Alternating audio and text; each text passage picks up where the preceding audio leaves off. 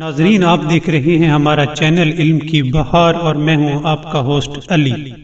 ناظرین، رسول خدا سے ایک دن نماز کے بارے میں سوال کیا گیا۔ رسول اکرم نے فرمایا کہ اے لوگوں، میری بات غور سے سنو۔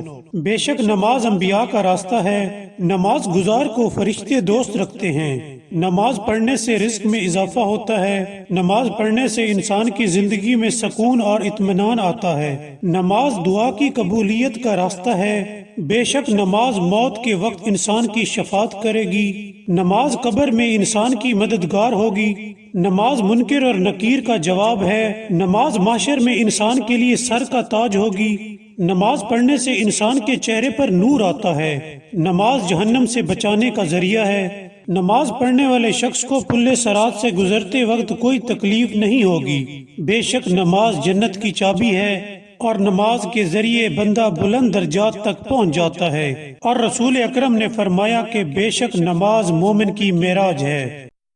ناظرین، اگر آپ کو ہماری ویڈیو پسند آئی ہو تو سبسکرائب کرنا مت بھولیے گا۔ Thank you.